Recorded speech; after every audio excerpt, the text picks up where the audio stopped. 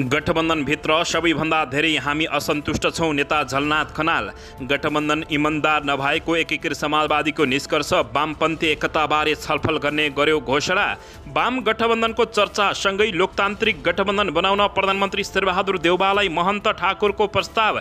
एकीकृत समाजवादीले 7वटा प्रदेशमा शीर्ष नेता खटायो। 5 दिनभित्र निर्वाचनको समीक्षा रिपोर्ट बुझाउने। एमाले नेता घनश्याम भुषालसँग नेकपा एमाले पार्टीले स्पष्टीकरण सोध्ने। विचार नमिल्ने बीचको गठबन्धन बारे पुनर्विचार गर्नु पेला भएको नेता डाक्टर बाबुराम भट्टराईको भनाइसँगै राजनीतिक वृत्तमा तरङ्ग।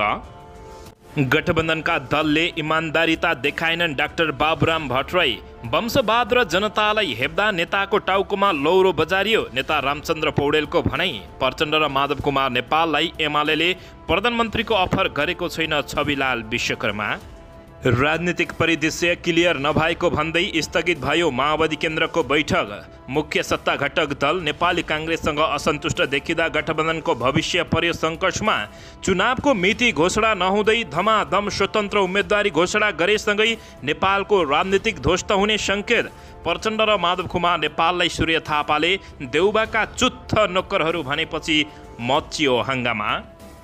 पल्साहालाई न्याय माग्दै राजधानीमा प्रदर्शन। माओवादी केन्द्रका नेताहरूको आज बस्ने भनिएको बैठक भोलि बस्ने गरी स्थगित। प्रचण्डलाई भेटेर बालेन शाहले भने मलाई काम गर्न सहयोग गरिदिनु होला। सिङ्गो मधेसलाई जोड्न निजगढ अन्तर्राष्ट्रिय विमानस्थल आवश्यक भएको अर्थमन्त्री जनार्दन शर्माको भनाई।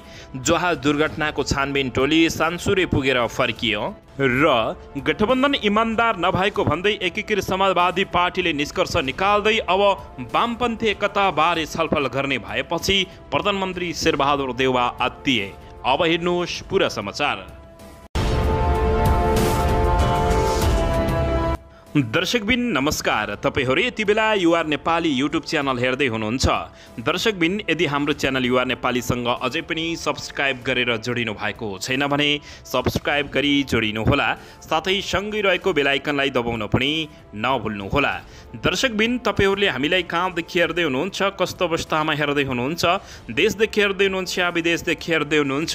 दर्शकबिन यदि तपाईहरूले हामीलाई रेगुलर हेर्नुहुन्छ भने रेगुलर र पहिलोपटक हेर्दै हुनुहुन्छ भने पहिलोपटक भनी कमेन्ट बक्समा गई कमेन्ट गरी हाम्रो मेहनतको लागि एउटा सानो लाइक गर्न पनि नभुल्नुहोला। दर्शकबिन नेकपा एकीकृत समाजवादीले स्थानीय तह निर्वाचनमा 5 दलीय गठबन्धनमा आबद्ध दल इमान्दार नभएको निष्कर्ष निकालेको छ। शनिबार आयोजित सचिवालय बैठकले आफ्नो पार्टीप्रति गठबन्धनमा आबद्ध दल इमान्दार नदेखिएको नेकपा यसको ठहर रहेको छ। यस विषयमा 5 दलीय गठबन्धनको बैठकमा पार्टीले कुरा उठाउने सचिवालय बैठकले जानकारी दिएको हो। नेकपा यसका उम्मेद्वारलाई गठबन्धन आबद्ध दलले मत नदिएको निष्कर्ष गर्दै पार्टीले यस्तो निष्कर्ष निकालेको हो। स्थानीय तहमा आफ्नो पार्टी उम्मेद्वारलाई सँगसँगै नहटाइएको समीक्षा गरेको बैठकले तत्काल वामपन्थी एकताका बारेमा पनि छलफल गर्ने निर्णय गरेको छ।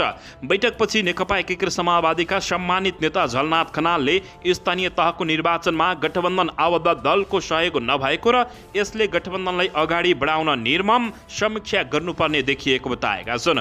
वामपन्थी एकताका बारेमा जनमत रहे पनि शीर्ष नेताहरू सहमत नहुँदा समस्या भएको उनको भनाइ रहेको छ।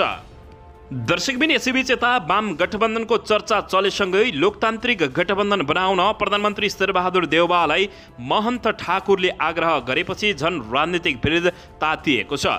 लोकतान्त्रिक समाजवादी पार्टीका अध्यक्ष महन्त ठाकुरले आगामी संसदीय निर्वाचनमा लोकतान्त्रिक दलहरूको गठबन्धन गरेर अगाडि बढ्न प्रधानमन्त्री तथा नेपाली काङ्ग्रेसका सभापति शेरबहादुर देउवासँग प्रस्ताव गरेका छन्। प्रधानमन्त्री शेरबहादुर देउवालाई भेट्न प्रधानमन्त्री निवास बालुवाटार पुगेका ठाकुरले लोकतान्त्रिक दलहरूबीच सहकार्य गर्नका लागि जोड गरेका हुन्। लोसपाको कार्यकारिणी समितिको बैठक भइरहेको बेला बैठकबाट उठेर ठाकुर सिधै बालुवाटार पुगेका थिए। ठाकुर हिँडेपछि लोसपाको कार्यकारिणी समितिको बैठक स्थगित भएको थियो। अर्को बैठक आइतबार बस्ने भएको छ। स्रोतका अनुसार प्रधानमन्त्री देउवासँगको भेटमा ठाकुरले लोकतान्त्रिक दलहरूले गठबन्धन गरेमा यस्तो गठबन्धन प्राकृतिक हुने धारणा समेत राखेका हुन्।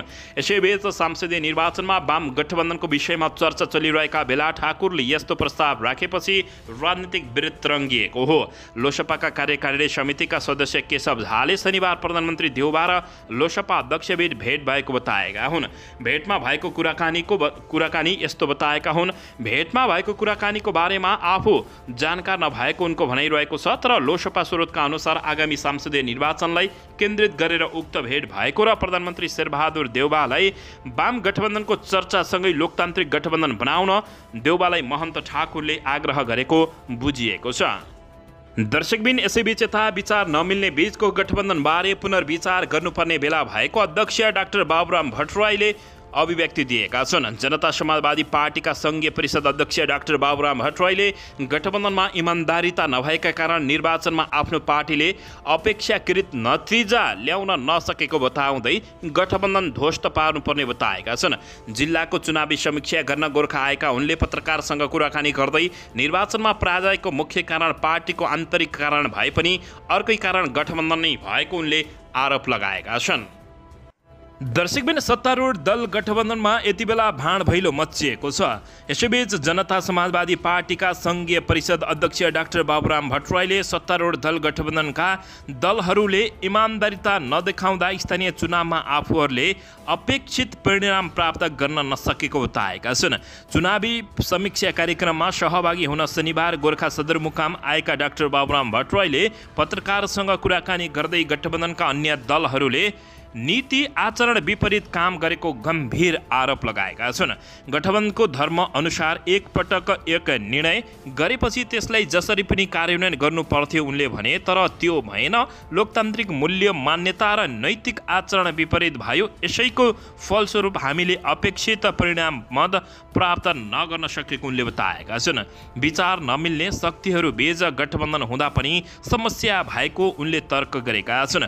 नेपाली काङ्ग्रेसका सभापति तथा प्रधानमन्त्री शेरबहादुर देउबा र नेकपा माओवादी केन्द्रका अध्यक्ष पुष्पकमल दाहाल प्रचण्डसँग गोर्खाको स्थानीय तह भागवण्डामा सहमति गरे पनि काङ्ग्रेसकै कारण कार्यान्वयन हुन नसकेको उनले बताएका छन्।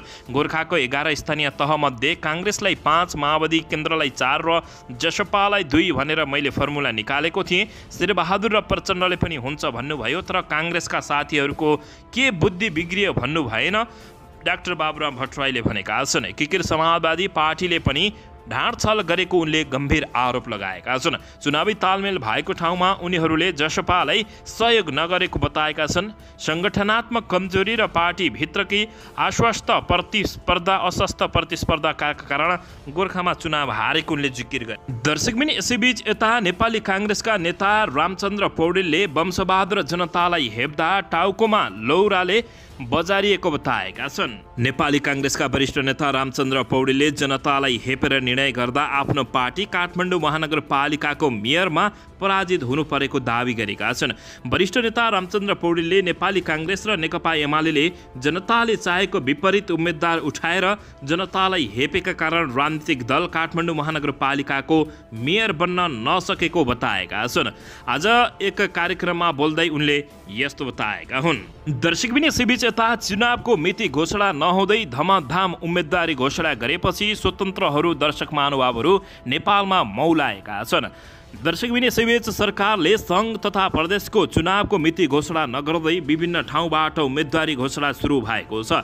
सामाजिक अभियन्ता पुकार बमले काठमाडौँको क्षेत्र नम्बर 1बाट प्रतिनिधि सभा सदस्यका लागि प्रत्यक्ष चुनाव लड्ने घोषणा गरेपछि यति बेला राजनीतिक नेताहरू तातिएका छन्।